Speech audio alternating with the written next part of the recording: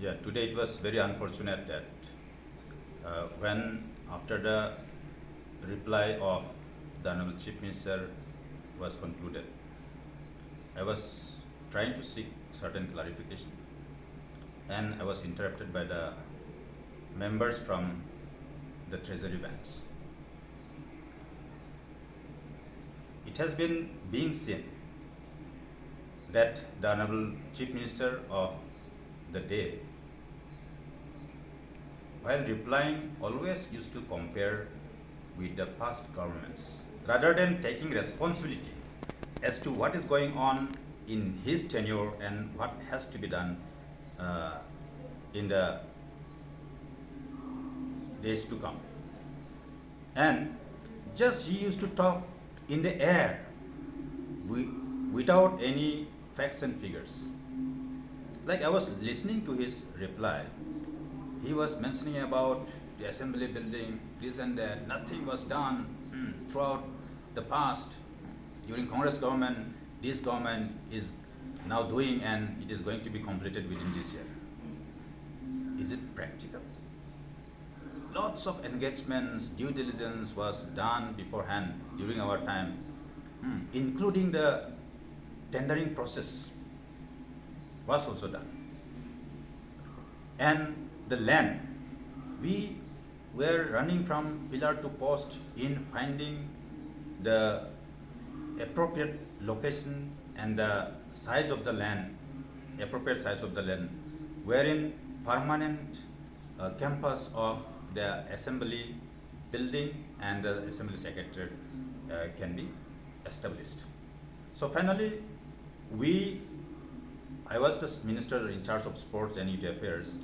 From the sports, wherever we were intending to create sports complex, that very land comprising of 80 acres, we have given to the assembly, where assembly's building and the assembly secretariat will be constructed now, and other things. So I was just demanding about some categorical reply. Randomly, I just chose 2 points.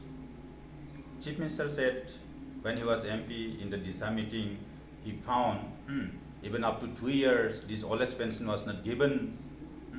These old people, destitute, they were helpless. But I want him to give the date as and when till 2 years also people were not getting old age pensions. It should be based on facts and figures, because he is not the member from the opposition bench. He is the chief minister of the state and he cannot afford to give any wrong information on the floor of the house. That precisely what I was trying to seek the clarification from the Honorable Chief Minister. And when somebody is applying to get caste certificate, ST certificate, SC certificate, till 1 year also, people were not given, issued caste certificate. That is just allegation. Let him tell where, in which district, in which date, till 1 year also, caste certificate was not issued after being applied also. These are the few things which is very, very important, and it reflects what he is, whether he is sincerely committed to deliver to the people of the state, or just he is just playing to the gallery. And number 2,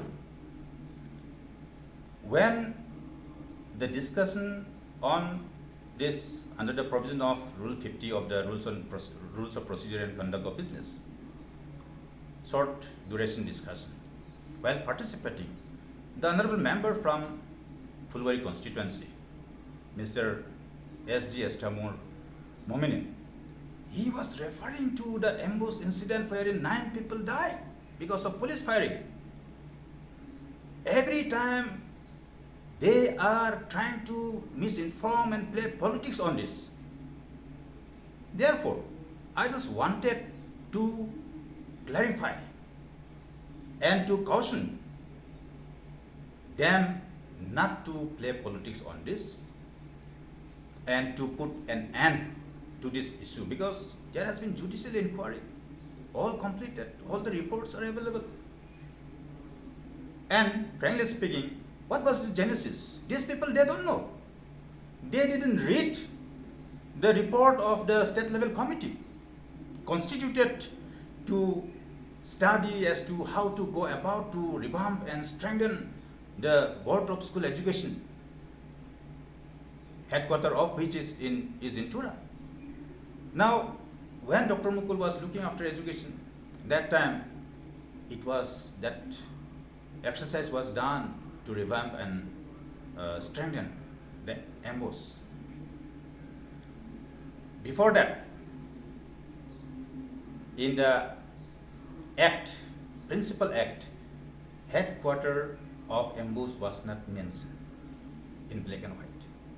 But after this exercise, it was inserted that the headquarter of MOs will be located at Tura. It's a big achievement for the people who were demanding and scared that MOs might be shifted or bifurcated. And that time, prior to this restructuring and revamping and strengthening of these MOs, there was only secretary MOs who did not have complete executive power, and the chairman of MOs was happened to be commissioner and secretary of education, and board meeting could not be held in Tura. It was always held in Shillong. Now all these things were revamped and restructured. And because of this achievement of then government, our very prominent politician, who is no more now, of course, Mr. P.A. Sangma, late Mr. P.A. Sangma, he tried to do malicious campaign by infusing some political conspiracy into this, misleading the people of Garo Hills, going to nook and corner of Garo Hills, that look, this MBOS, the headquarters of MBOS has been shifted to Shillong. This government has snatched away our share. So we should fight tooth and nail to stop this. That was the incitement and infusing of the words of conspiracy to the people. Then for nothing, there was really organized and with some malevolent intentions, few vested interest people, criminals also in among the crowd, and they created this problem. It was very unfortunate that we lost 9 people. But actually, how it happened, one should understand.